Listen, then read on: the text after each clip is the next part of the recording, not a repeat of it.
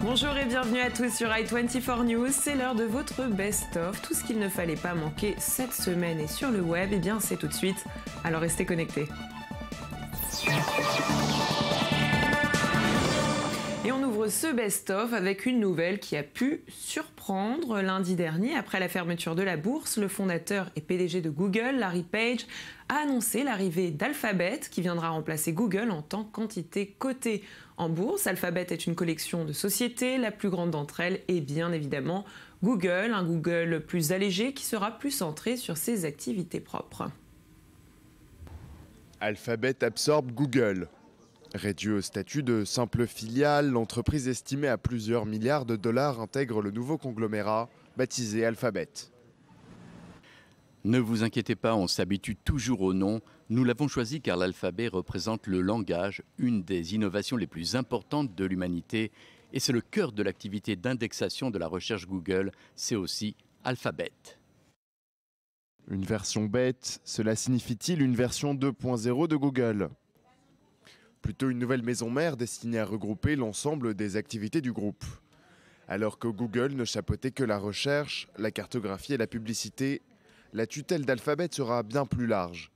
Elle rassemblera les objets connectés de Nest, la division santé Calico, le X-Lab, développeur de drones, de voitures sans chauffeur mais aussi des Google Glass, les véhicules d'investissement Google Ventures et Google Capital, et bien sûr Google, composé entre autres d'Android, de Chrome et de YouTube. Comme nous l'avons expliqué aux investisseurs, Google n'est pas une entreprise classique. Nous n'avons pas l'intention d'en devenir une. Sur le long terme, les entreprises finissent par se reposer sur leur laurier. Google fonctionne bien aujourd'hui, mais nous pensons pouvoir être encore plus efficaces. Par souci d'efficacité du nouveau groupe, l'organigramme évolue. Actuel patron de Google, Larry Page devient CEO d'Alphabet, c'est-à-dire directeur général. Cofondateur de Google, Sergey Brin en sera le président. Sundar Pichai, homme fort de Chrome et Android, est lui promu directeur général de la filiale Google. Prochainement converti en des titres Alphabet, l'action Google grimpait de 5% après clôture de Wall Street. L'annonce a donc bien été accueillie par les marchés. Un sujet signé Solal Azerwal et en partenariat avec plusieurs journaux, Facebook s'est imposé sur le front de l'actualité et Mark Zuckerberg ne compte pas s'arrêter là. Selon Business Insider, le réseau social planche déjà sur une nouvelle application indépendante. Pour l'instant, les détails restent vagues, mais ce changement pourrait permettre à Facebook de faire de l'ombre à Twitter, bien évidemment, et d'attirer des centaines de millions d'utilisateurs. Et on poursuit avec les géants américains de l'Internet qui se sont tous unis pour contrer la diffusion d'images pédopornographiques sur la toile. Facebook, Google, Microsoft, Twitter et Yahoo se sont accordés pour adopter un système qui permettra d'identifier et de bloquer ce genre d'images. Des analystes de la Fondation de lutte contre ce contenu attribueront une marque digitale aux images inappropriées, ce qui permettra de les filtrer ou d'en bloquer l'accès. Regardez. No matter what country you are in, online child sexual abuse imagery or child pornography is a very real problem. And the challenges that go with tackling it are far-reaching. Stopping access to child pornography doesn't just stop at creating the right mechanisms for reporting. It requires the right people working together. At the Internet Watch Foundation, we bring together governments, law enforcement, the online industry, and civil society to do what's needed to eliminate images of child sexual abuse from the internet. We work with you to create a customized IWF portal for your country, where anyone can report child pornography. Confidential reports are then sent to a team of highly trained analysts who will assess the images and videos. Through a collaboration with international law enforcement partners, we ensure the content is located and removed. And all this is done without the high costs of setting up individual systems. The IWF portal is trusted by a whole host of organizations. Et selon des responsables américains, cette semaine, ce seraient des pirates informatiques russes qui auraient lancé une cyberattaque sophistiquée, une cyberattaque contre un système de courriel non classifié de l'état-major interarmé au Pentagone. Cette attaque a touché environ 4000 civils et militaires. Le cyberassaut a été coordonné par le biais de comptes cryptés et les réseaux sociaux. Et quand les personnalités politiques américaines s'affrontent sur Internet concernant l'accord sur le nucléaire iranien, eh bien, tous les moyens sont bons. Et voici donc une première vidéo dans laquelle les acteurs Jack Black et Morgan Freeman ont été mis en scène pour créer le buzz. Une vidéo postée sur YouTube par Global Zero. Regardez. I love playing frisbee with my sons. I love the sound of the waves on the Pacific at sunrise. I love curling up with a good book. I love to see my grandkids smile. But if Congress sabotages the nuclear deal with Iran, We could be denied the very moments that make our lives worth living. Why? dude, because we'd be dead. Super dead. Like totally fried by a major nuclear bomb dead. I won't be able to play frisbee with my sons because there won't even be a frisbee. The frisbee will be melted. We will be melted. Or worse. Et en réponse, voici la vidéo de la Fondation de la sécurité américaine qui ressemble vraiment à une parodie, mais qui n'est pas du tout. Regardez. Hey, bud, how are you? How was your day? Good. Hey, sweetie. Starving. Yeah, this is so delicious. Thank you. This is awesome. How was your day? Sure, security is not threatened by Iran having one nuclear weapon. Not threatened by Iran having one nuclear weapon.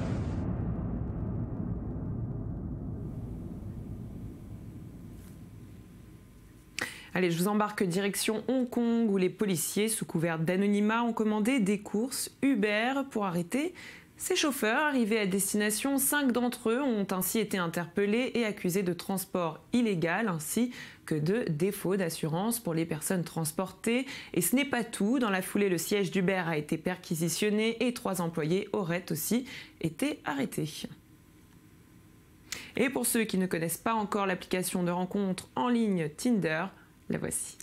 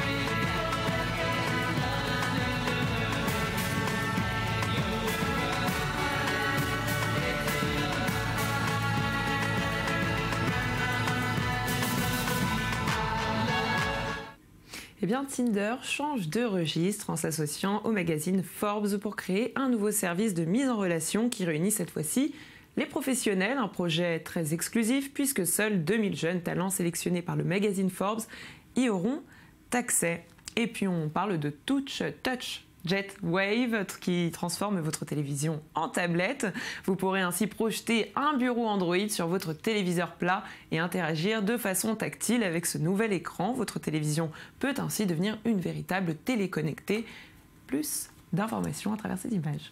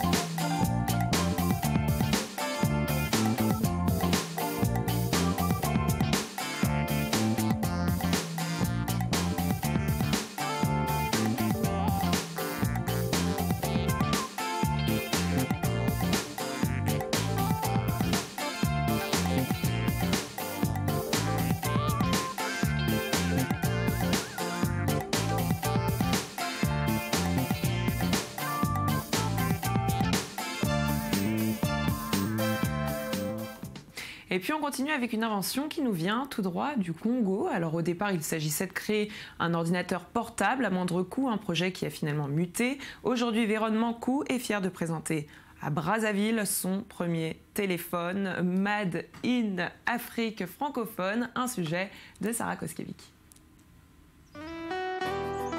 Véron Mankou est fier aujourd'hui de présenter à Brazzaville les premiers téléphones conçus et fabriqués en Afrique francophone.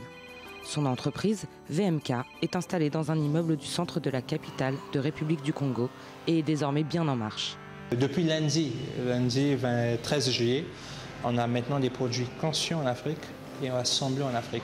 Et donc c'est la première usine qui fait ces deux-là. Donc quand on fait conçu et assemblé dans un même lieu, ça devient Made in Africa. Assis côte à côte, le long de 2 lignes de montage, quelques 70 ouvriers en blouse et casquette bleue montent les téléphones Elikia sous une lumière blanchâtre, donnant à l'ensemble un aspect de bloc opératoire. Concentrés, ils travaillent dans un silence troublé sans cesse par le bruit des sonneries et des messages vocaux émis par les appareils en phase de contrôle. Nous avons l'assemblage. Après l'assemblage, nous avons les tests. Et après les tests, si ce n'est pas concluant, ça va à la réparation. Après avoir été réparé, ça revient encore au test. Si c'est conclu, ça continue. 2 Chinois, aidés d'un interprète, veillent à ce que les opérations soient menées correctement. VMK a véritablement pris son envol en 2011 avec le lancement d'une tablette tactile, la première conçue en Afrique. L'année suivante, l'entreprise de M. Mankou, qui a tout juste 29 ans, lançait son premier téléphone. Conçu au Congo, celui-ci a d'abord été fabriqué en Chine.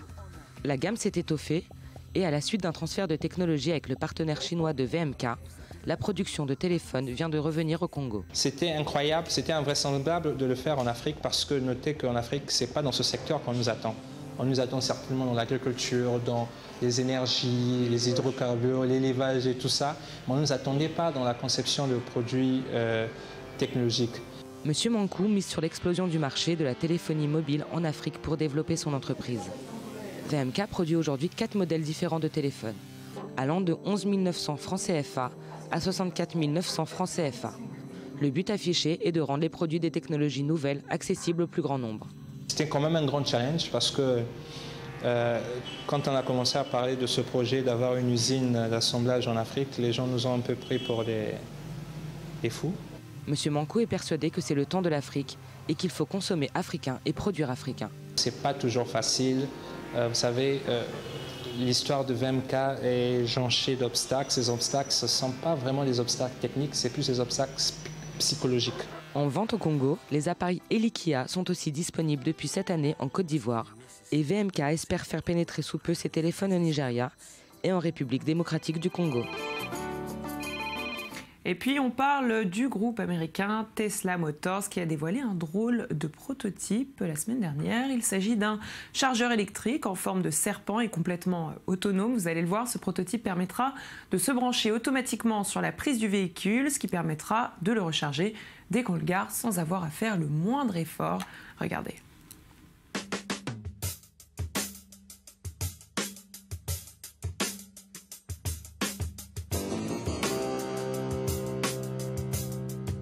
Feels so good. You're lying here next to me. Oh, what a groove. You have no idea how it feels.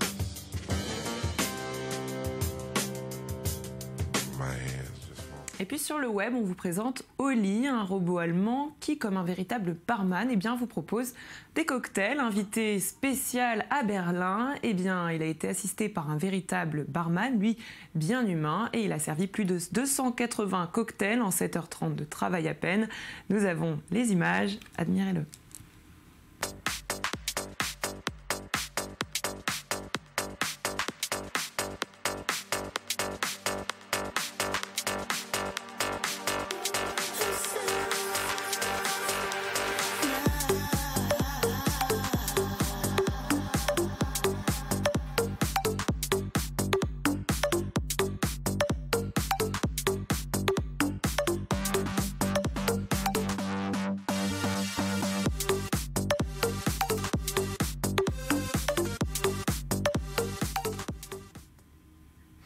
Puis on termine en beauté avec un mash-up pour rendre hommage au cinéma de Quentin Tarantino. Et bien c'est ce que je vous propose de voir tout de suite avec cette séquence publiée sur Vimeo et réalisée par Holly Paxton.